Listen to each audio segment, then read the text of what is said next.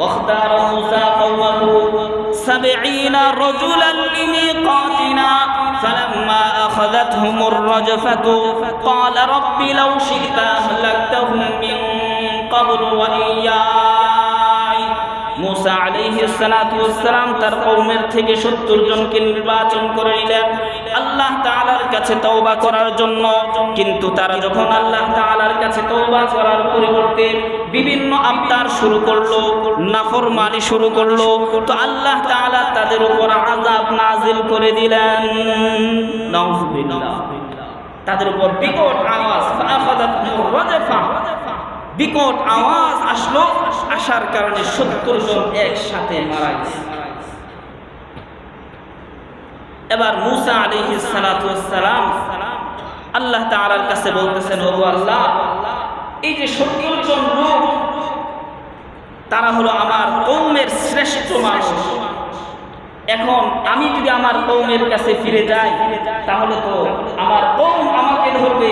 মুসা, তোমার সাথেই তো 70 জন গেল, তুমি সুস্থ সবলভাবে ফিরে আসলা, 70 জন কোথায়? এই প্রশ্নের জবাব তো আমি দিতে পারবো না। দয়া করে এই সকল বোকা মানুষের বোকামির কারণে তাদের উপর এমন আযাব তুমি দিও না।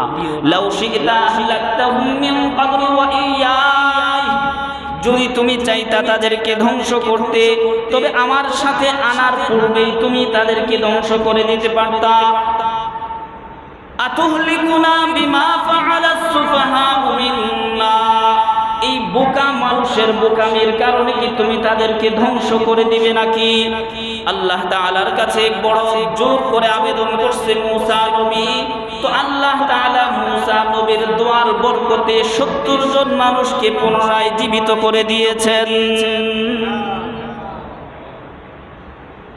এটা একটা অনেক বড় নিয়ামত। তাদের উপর আযাব এসেই গিয়েছিল, কিন্তু মুসা নবীর বরকতে আল্লাহ তাআলা তাদেরকে আবার জীবিত করে দিয়েছেন। তাহলে তাদের উপর আযাব আসার মূল কারণ হলো আল্লাহ তাআলার নাফরমানি। ঠিক না বেঠিক? আল্লাহ তাআলার নাফরমানি, এটা তাদের উপর আযাব আসা, ধ্বংস হওয়ার মতো আযাব আসার কারণ হয়ে গেছে।